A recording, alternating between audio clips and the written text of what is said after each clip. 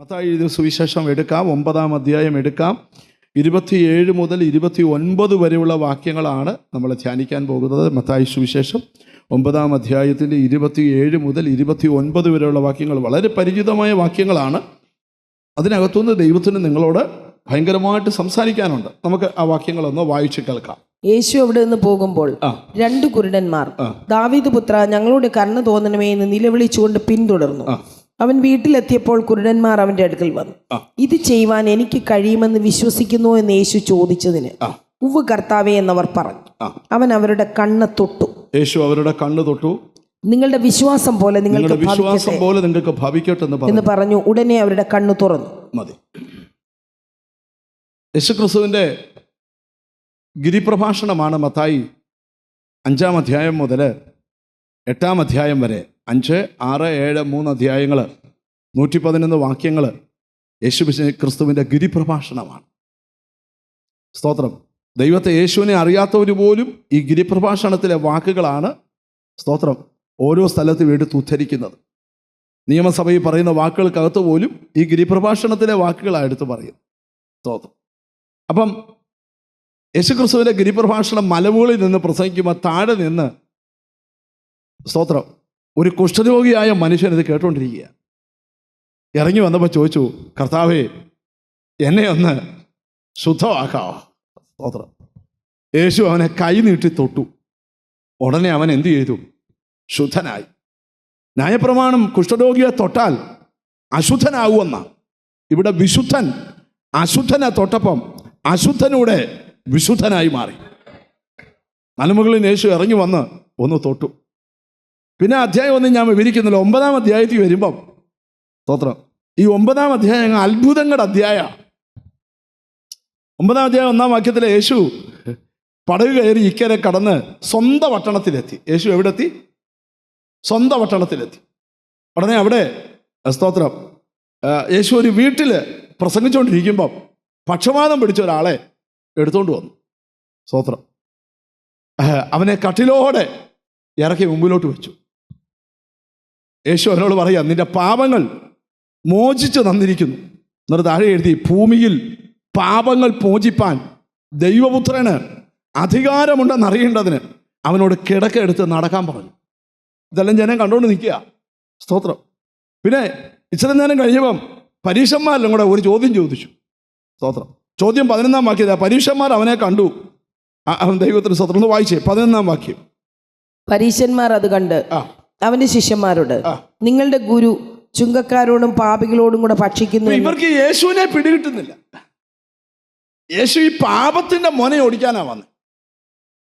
അപ്പം ഈ പരീക്ഷന്മാർ ചോദിച്ചു, നിങ്ങളുടെ ഗുരു നിങ്ങളുടെ പാപികളുടെ കൂടെ ഇരുന്ന് ഭക്ഷണം കഴിക്കുന്നു. പറഞ്ഞ കർത്താവ് പറയുക അടുത്ത വാക്യത്തിലുണ്ട്, യേശു അത് കേട്ടാറേ ദീനക്കാർക്കല്ലാതെ, യേശു എടാ ദീനക്കാർക്കല്ലാതെ സൗഖ്യമുള്ളവർക്ക് വൈദ്യനെ കൊണ്ട് ആവശ്യമില്ല. എടാ നമുക്കൊരു അസുഖം ഇല്ലെങ്കിൽ ഏതെങ്കിലും ഡോക്ടറെ പേര് നീ തപ്പുവോ? അസുഖം വന്നാലോ ഏതൊക്കെ ഡോക്ടറെ പേര് തപ്പണോ ആ പേര് മുഴുവൻ ഗൂഗിളിൽ കയറിയിരുന്ന് തപ്പും. അപ്പൊ കർത്താവ് പഠിപ്പിക്കുക. സ്തോത്രം. പാവികളുടെ ഞാൻ പോകാൻ കാര്യം എന്നാ? സ്തോത്രം. ദീനക്കാർക്ക് മാത്രമേ വൈദ്യനെ കൊണ്ട് ആവശ്യമുള്ളൂ. ഇത് 14-ാമത്തെ വാക്യത്തിൽ വന്നപ്പം, സ്തോത്രം, പരീക്ഷന്മാർ മാത്രമല്ല ചോദ്യം. അടുത്തോടെ കേട്ടു, യോഹന്നാന്റെ ശിഷ്യന്മാർ അവന്റെ അടുക്കൽ വന്നു, ഞങ്ങളും പരീക്ഷന്മാരും വളരെ ഉപവസിക്കുന്നു, നിന്റെ ശിഷ്യന്മാർ. അപ്പൊ യോഹന്നാന്റെ ശിഷ്യന്മാർ അങ്ങനെ ഈ വിമർശിക്കാൻ ഒരാൾ എഴുന്നേറ്റ അവരോടങ്ങ് ചേരും ആൾക്കാർ. യോഹന്നാന്റെ ശിഷ്യന്മാർ വന്ന് പറഞ്ഞു, ദാണ്ടെ ഞങ്ങളെല്ലാം ഉപവസിച്ചുകൊണ്ടിരിക്കുക, നീ ദൈവത്തിന് സ്തോത്രം, നിന്റെ ശിഷ്യന്മാർ വേണ്ട ഉപവാസമൊന്നും ഇരിക്കുന്നില്ല. ഉടനെ കർത്താവ് കൊടുത്ത മറുപടിയുടെ വായിച്ചേ. യേശു അവരോട് പറഞ്ഞത്, മണവാളൻ കൂടെയുള്ളപ്പോൾ തോഴ്മക്കാർക്ക് ദുഃഖിപ്പാൻ കഴിയുകയില്ല. മണവാളൻ കൂടെ ഉള്ളപ്പം തോഴ്മക്കാർ പറയുന്ന എല്ലാ ചോദ്യത്തിനോട് മറുപടി കൊടുക്കുക. എന്നിട്ട് താഴോട്ട് വായിക്കുക. അവൻ 17-ാം വാക്യം, പുതുവീഞ്ഞ് പഴയ തുരുത്തിൽ പകരുമാറില്ല, പകർന്നാൽ തുരുത്തി പൊളിഞ്ഞ് വീഞ്ഞ് ഒഴുകിപ്പോകും. മതി. ഇതെല്ലാം കർത്താവ് പഠിപ്പിച്ച് ഇങ്ങോട്ട് വരുമ്പോൾ ഒരു പള്ളിപ്രമാണി വന്ന് പറഞ്ഞു, എൻ്റെ കുഞ്ഞ് അത്യാസന്ന നിലയിലാന്ന് പറഞ്ഞു. അവൻ്റെ വീട്ടിലോട്ട് പോകുന്ന വഴിക്ക് ഒരു രക്തസ്രാവക്കാരി വിശ്വാസത്തെ കയറിത്തൊട്ട് സൗഖ്യം. ഇതെല്ലാം നടന്നുകൊണ്ടിരിക്കുക. അങ്ങനെ ഈ അധ്യായം അങ്ങോട്ട് അവസാനിക്കാൻ പോകുന്ന സമയത്ത് സ്തോത്രം. അതാ നമ്മൾ വായിച്ചത്.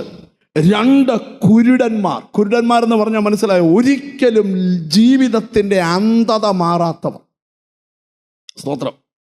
അവര് ദൈവത്തോട് കരുണയ്ക്കായിട്ട് നിലവിളിക്കുക. ആ വാക്യം നമുക്ക് ഒന്നുകൂടെ വായിക്കണം. 27-ാമത്തെ യേശു അവിടെ നിന്ന് പോകുമ്പോൾ 2 കുരുടന്മാർ ദാവീദ് പുത്ര ഞങ്ങളോട് കരുണ തോന്നണമേ എന്ന് നിലവിളിച്ചുകൊണ്ട് പിന്തുടർന്നു. ഇവിടെ നിങ്ങൾ ശ്രദ്ധിച്ചേ.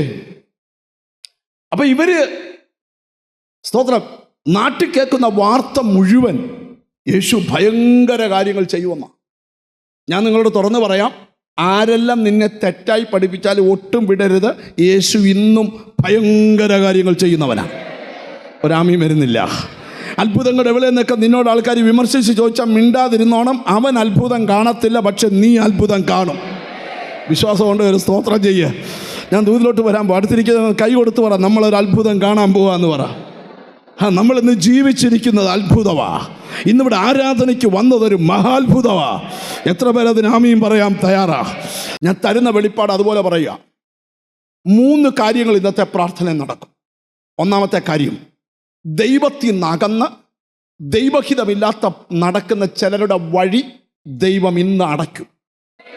അവർക്ക് ഭാരം അനുഭവിക്കേണ്ടി വരും. രണ്ടാമത്തെ ദൂത്, സ്തോത്രം, നിന്റെ ലൈഫിൽ വ്യാപരിച്ച അന്ധതയെ ഇന്ന് തൊട്ടഴിക്കും ദൈവം. 3, നിന്റെ യാത്രയ്ക്ക് മുമ്പിൽ വീണ ഇരുട്ട് ഇന്ന് തന്നെ വഴിമാറും. ഞാൻ ഈ വചനത്തിൻ്റെ വെളിപ്പാടാ പറയുന്നേ. എന്നോട് ദൈവം പറഞ്ഞു, ഇന്ന് നീ വചനം എടുക്കുമ്പോൾ ഞാൻ തൊടാൻ ഇറങ്ങും, സ്പർശിക്കാൻ ഇറങ്ങും. നിന്നെ അലട്ടുന്ന ഏതു പ്രശ്നമായാലും ആ പ്രശ്നത്തിന് ദൈവം നിന്നോട് കരുണ കാണിക്കാൻ പോവാ. അടുത്തിരിക്കുന്നതൊക്കെ ഒന്ന് കൈ കൊടുത്ത ചോറ, ദൈവം നിന്നോട് കരുണ കാണിക്കാൻ പോവാന്ന് പറ. ഓ ഹാലേ, ചിരിച്ചോണ്ട് പറ, ദൈവം നിന്നോട് എന്ത് ചെയ്യാൻ പോവാ? കരുണ കാണിക്കാൻ പോവാ. എത്ര പേർ വിശ്വസിക്കുന്നുണ്ട്? ഇന്ന് ഇവിടെ ഇരിക്കുന്ന ചിലരോട് ദൈവാത്മാവ് പറയുക, മെഡിക്കൽ സയൻസ് കഴിയത്തില്ലെന്ന് പറഞ്ഞു, പക്ഷെ ദൈവം കരുണ കാണിക്കും.